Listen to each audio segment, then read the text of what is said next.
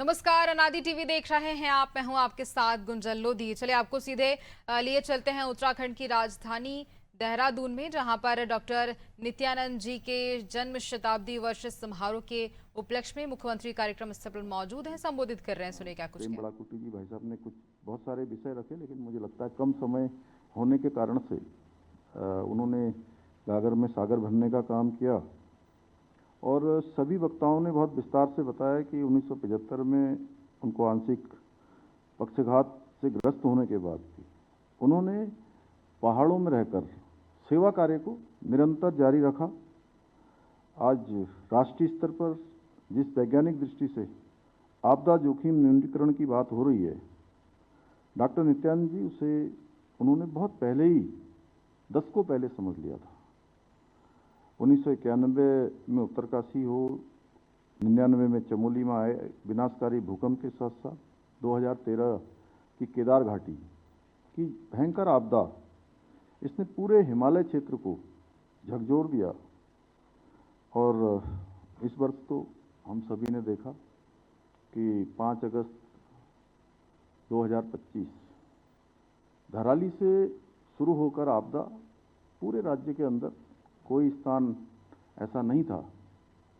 अगर हम कहें धराली में आई, धराली के बाद थराली में आई, उसी जनपद में चेपड़ो, कुंतरी, दुर्मा, रुद्रप्रयाग के छेनागाड़, या अगर पौड़ी जनपद की बात करें तो भरसार के आसपास का क्षेत्र, सैंजी गांव, सूरत सीमांत क्षेत्र बागेश्वर का पौसारी गांव या देहरादून के आसपास कोई स्थान आपदा से अछूता नहीं रहा।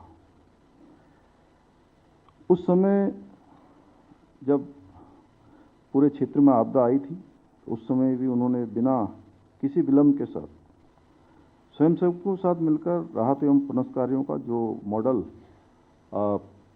बनाया था, वो आज भी श्रेष्ठ माना जाता है।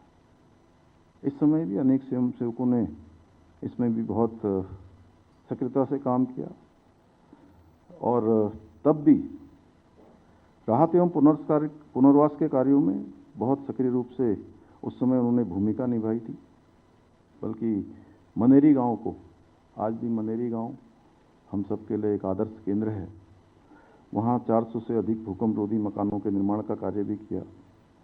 यही नहीं, उन्होंने अनेक 50 से भी अधिक गांवों को मॉडल गांव के रूप में विकसित करने का कार्य भी किया।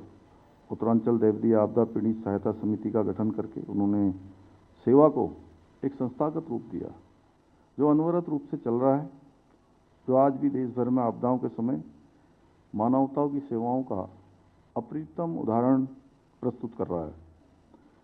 और डॉक्टर नित्यानंद जी के निकट सहयोगी एवं उत्तरांचल उत्थान परिषद के संरक्षक श्री प्रेम बड़ाकुटी जी आज इस मंच पर हैं। वो डॉक्टर नित्यानंद जी द्वारा किए गए प्रत्येक सेवा कार्य में उनके साथ रहे। मुझे प्रसन्नता है कि आज ऐसे विराट व्यक्तित्व प्रेम बड़ाकुटी जी का भी हम सभी को आज उन्होंने काफ़ी सारा अपना स्नेहपूर्ण जो वक्तव्य था वो दिया।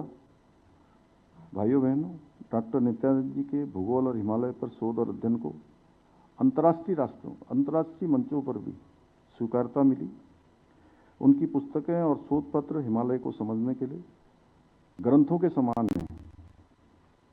इतिहास के क्षेत्र में उन्होंने वीर सावरकर, लोकमान्य तिलक जैसे महान राष्ट्रनायकों के विचारों को जन जन तक पहुंचाया। अपनी पुस्तक भारतीय संघर्ष का इतिहास में उनके द्वारा लिखे गए वाक्य सत्य पर आधारित शाश्वत जीवन मूल्य ही असामान्य त्याग और बलिदान की स्थायी प्रेरणा बनते हैं। उनके संपूर्ण जीवन का दर्शन है। आज देहरादून में संचालित डॉक्टर नित्यानंद हिमालय शोध एवं अध्ययन केंद्र